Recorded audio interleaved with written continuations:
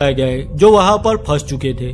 पर कार्टर और सूजन वहां से बाहर निकलने का रास्ता जानते थे, तो वो सब उस ओर आगे बढ़ रहे थे।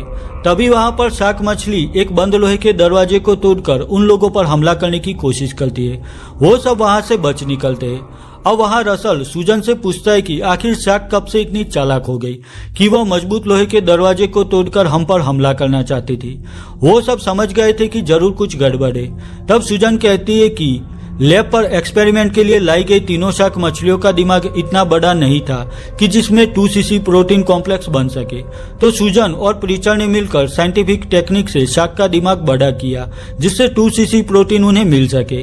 पर इसकी असर से वह तीनों शार्क और भी स्मार्ट और समझदार हो गई। यह सुनकर कार्टर सूजन से कहता है कि यह एक पागलपन था और अब वो तीनों शार्क सबको मारने की कोशिश करेगी। अब रसल, कार्टर, सूजन, जेनिस और टॉम वहां से बाहर निकलने के लिए इमरजेंसी के लिए रखी गई एक पनडुब्बी के पास आते हैं, पर वो पनडुब्बी भी धमाके की वजह से खराब हो गई थी। वही दूसरी ओर जिम अपने तोते को पास बुला रहा था। तभी वहां पर एक शार्क अचानक हमला करती है और उस तोते को खा जाती है। उस वक्त जिम वहां से बचकर एक गैस स्टोव के शाफ्ट में छिप जाता है। वो शार्क वहां उस पर हमला करती है, पर जिम शाफ्ट के ऊपर का दरवाजा खोलकर वहां से बाहर आ जाता है।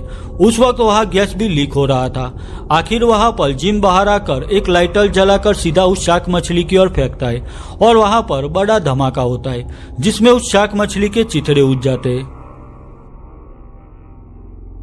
वही दूसरी ओर पनडुब्बी भी खराब हो जाने की वजह से वहां से बाहर निकलने का कोई दूसरा रास्ता नहीं बचा था। तो टॉम डॉक्टर सूजन पर गुस्सा करता है। वह सूजन से कहता है कि तुम्हारे पागलपन की वजह से सबको अब मरना होगा।